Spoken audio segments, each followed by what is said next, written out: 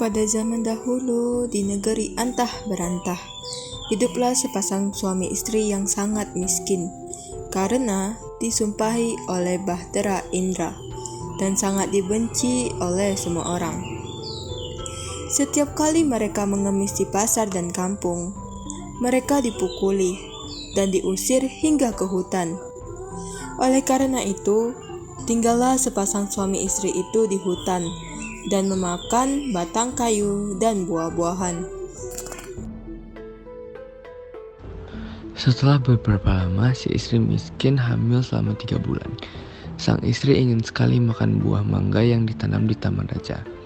Si miskin pun tertekuk hatinya karena dahulu di keindaraan waktu menjadi raja tidak ingin memiliki sang anak. Namun, sekarang ia akan memiliki anak dan berkata, "Istriku, apa yang kamu ingin membunuhku? Apakah kamu tidak tahu tentang masa lalu kita? Jangan meminta sesuatu, kita tidak bisa mengambil buah mangga di taman raja-raja." Setelah istrinya mendengar perkataan suaminya itu, ia semakin menangis. Lalu suaminya berkata, "Diamlah istriku, jangan menangis. Aku akan mencarikan buah mangga itu dan memberikannya padamu." Istrinya pun berhenti menangis. Lalu, si miskin pergi ke pasar mencari buah mangga. Setelah sampai di pedagang buah mangga, ia ragu untuk meminta buah mangga karena ia takut orang akan memukulinya.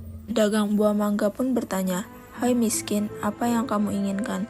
Jika Tuan mempunyai belas dan kasihan, berikanlah saya sebiji buah mangga yang sudah busuk, Tuan."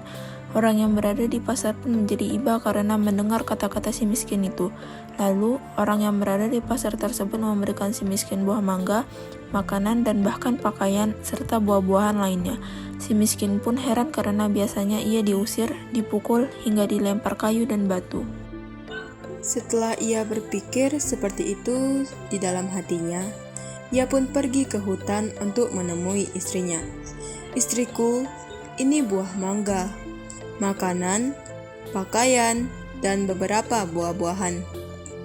Kemudian istrinya menginjak-injak apa yang diperoleh si miskin tersebut sambil menceritakan apa yang terjadi. Istrinya pun menangis dan tidak mau makan jika bukan buah mangga yang ditanam di taman raja, dan berkata, "Biarkan saja aku mati." Si miskin pun sangat terpukul melihat perbuatan istrinya. Kemudian ia pergi menghadap Maharaja Indradewa yang saat itu sedang mengadakan pertemuan raja. Lalu ia masuk ke dalam dan Baginda Raja pun berkata, "Hai miskin, apa yang kau inginkan?"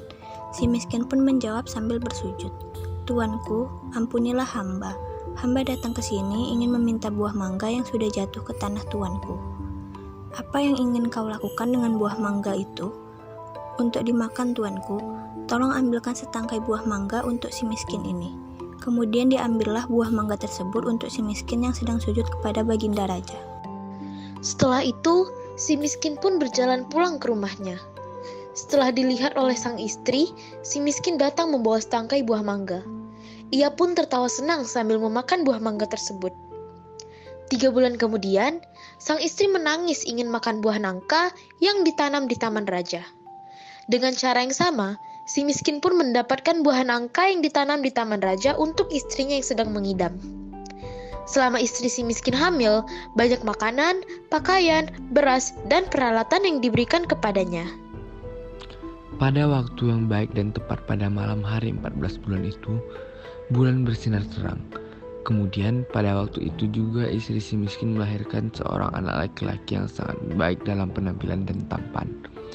Anak itu diberi nama Marakarma, yang artinya anak dalam kesulitan.